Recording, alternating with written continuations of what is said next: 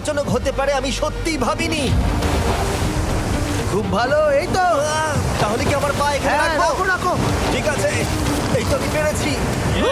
এটা আমার ভাবনার থেকেও বেশি কঠিন ছিল। এই নদীটা কতটা কেভটাকে তৈরি করেছে। কিন্তু মজার ব্যাপার হলো আমরা পাথরের মতো শক্তিশালী নই। আমি শুধুমাত্র মানুষের মতোই শক্তিশালী। সৌভাগ্যবশত কার্ল এই অ্যাডভেঞ্চারে লিড করেনি, তার বদলে আমরা একজন অ্যাভেঞ্জার জোকে পেয়েছি। ও কতটা এক্সপার্ট তার প্রমাণ হিসেবে বলতে পারি, সে লিটারালি কতটা ওপরে ঝাঁপ দিয়ে দেখালো। ও মাই গড, এটা পাগলামি। কে বললো এটা পাগলামি? এটা তো আমার কাছে খুবই সহজ। আমি এটা করব। তুমি কোনোভাবেই এটা করতে পারবে না। আরে কি বলছোটা কি তুমি? আমি এক্ষুনি করতে চাই। চলো যাচ্ছি Joe. God speed back. Jimmy আমার সাথে যা যা করেছে তো কিছুই নয়। 3 2 1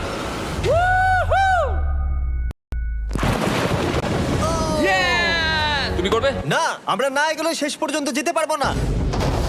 ও মাই গড, করতে হবে। আমরা সবসময় স্রোতের উল্টো দিকে কেন যাই? এখন শুধু আমি ভেসে ভেসেই যেতে পারবো, আর কিছু না। এই জলের তলায় অনেক ধারালো পাথর আছে, তোমরা সেগুলোকে দেখতে পাবে না, তাই সাবধানে পা ফেলবে। ও মাই গড, আবার এটা গভীর। আমার পা তো কিছুর উপরে রাখতে হবে। ছোট পাথরগুলোই একমাত্র বাধা ছিল না, মনে হচ্ছে আমাদের প্রতিটা পদক্ষেপে।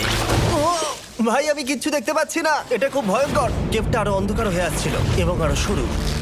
আর তখন আমরা জানতাম না যে আমরা ফিনিশ লাইন অবধি পৌঁছতে পারবো কিনা। আমি ক্লান্ত হয়ে পড়েছি। এই কেভে আরো কঠিন বাধা আসার আগে তোমাদেরকে আমি কিছু দেখাতে চাইবো। জো, তোমার ব্যাগটা দাও। Thank you. তুমি জানো এর মধ্যে কি আছে? না, জানি না কি আছে। Brand new mister beast lab swamp.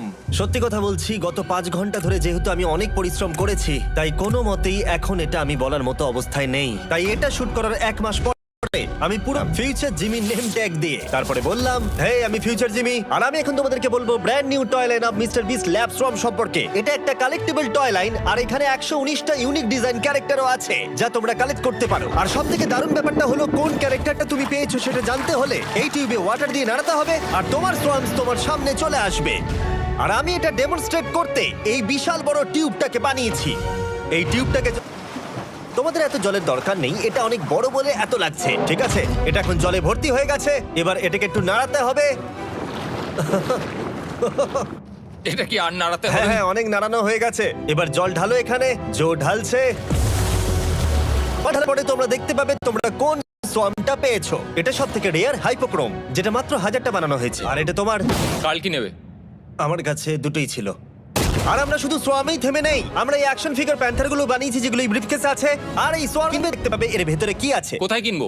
ভালো হয়েছে জিজ্ঞাসা করলে। মিস্টার বিস্ট ল্যাব টয়েস এখন তোমরা পৃথিবীর সব জায়গায় পেয়ে যাবে। এগুলো সব বেরিয়ে গেছে, তোমরা গিয়ে কিনে নাও। আর কেবের মধ্যে অনেক সমস্যা পেরোনোর পরে আমরা ফাইনালি পৌঁছে গেলাম গ্লো ওয়ার্ম চেম্বারে। ভাই, এবার খুব ভালো লাগছে। ঠিক আছে টিম, তোমাদের গ্লো ওয়ার্ম চেম্বারে স্বাগত। এ তো দারুণ। এটা দারুণ লাগছে। মনে হচ্ছে না এখানে একদমই। যে আলো তোমরা দেখতে পাচ্ছ সেগুলো আসলে ছোট্ট ছোট্ট বায়োলুমিনেসেন্ট গ্লো ওয়ার্ম তৈরি করেছে। এটা দেখতে অনেকটা মিল্কি ওয়ে গ্যালাক্সির মতো লাগছে। ওয়াও! আর এই মুহূর্তটা, এই ভিউ, সত্যি বলতে এই ট্রেকের সমস্ত ক্লান্তি যেন দূরে পৌঁছানো যেন সত্যি একটা অ্যাচিভমেন্ট ছিল। কিন্তু এখন আমাদের যাত্রা শেষ হয়নি, কারণ আমাদের এখান থেকে এখন বেস ক্যাম্পে ফিরতে হবে। আজকে ডে 6 হতে চলেছে, এখনো ওরা আসেনি আর আমি খুব ক্লান্ত। আমার মনে হয় না আমি ভালো করে ঘুমোতে পারবো। ওদের ট্রিপটা অনেকটাই সহজ ছিল কারণ আমরা স্রোতের সাথে ভেসে ভেসে যাচ্ছিলাম। আর যেহেতু তোমরা এই ট্রিপটা দেখেছো তাই আমরা এটাকে স্কিপ করলাম। কিন্তু সত্যি বলতে এই জার্নিটাও অনেকটা বেশি সময় নিল, কারণ আমরা ক্যাম্পে পৌঁছানোর আগেই 6 নম্বর দিন চলে এলো। শন, সবাই ঠিক আছো তো? Happy day 6। ডে 6 খুব ভালো। এনার্জি বাড়াতে আমরা আগুনের উত্তাপ নিলাম এবং ফাইনালি আমরা কিছু খেতে পেলাম। এটা খুবই অ্যাডভেঞ্চারাস ডে ছিল। কালকে দেখা হচ্ছে, মানে আজকেই হয়তো। এটা হয় ডে কোনোদিন 6 হবে না। নাকি আজকে, না আমি জানি না।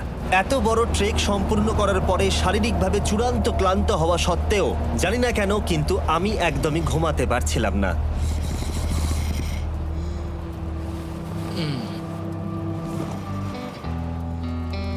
আমি 7 দিন সলিটারি কনফাইনমেন্টে কাটিয়েছি, কবরে কাটিয়েছি, 7 দিন রাফটে থেকেছি। কিন্তু সত্যি কথা বল, সবার থেকে বেশি কঠিন ছিল, কারণ সব সময় ভিজে, ঠান্ডা, প্রত্যেক মুহূর্তে এই পাথরগুলো শরীরে ব্যথা দিচ্ছে।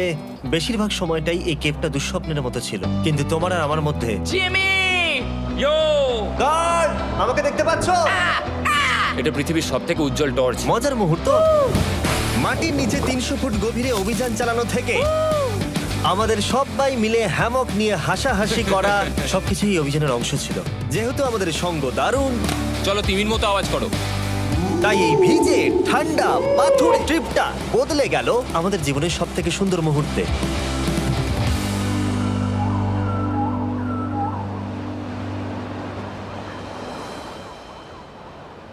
আমরা এখান থেকে যাব না যতক্ষণ না সবকিছু তোলা হচ্ছে, আর আমি সবকিছু বলেছি মানে সবকিছুই। চলো এবার বেরোনো যাক। আর যখন আমরা মাউথ কেভে আবার ফিরে এলাম, ভাই ওপরটা দেখতে দারুণ লাগছে, তখন জয় ছিল। বেরোনোর আগে জো, আমরা তোমার কাছে কৃতজ্ঞ। তাই এই নাও 50,000 নিউজিল্যান্ড ডলার্স, 10,000 করে প্রত্যেক জনের প্রাণ বাঁচানোর জন্য। Oh my God, thank you so much Jimmy. Thank you Joe. Love you জোল। এবার আমাদের সব কাজ হয়ে গেছে, চলো বেরোনো যাক।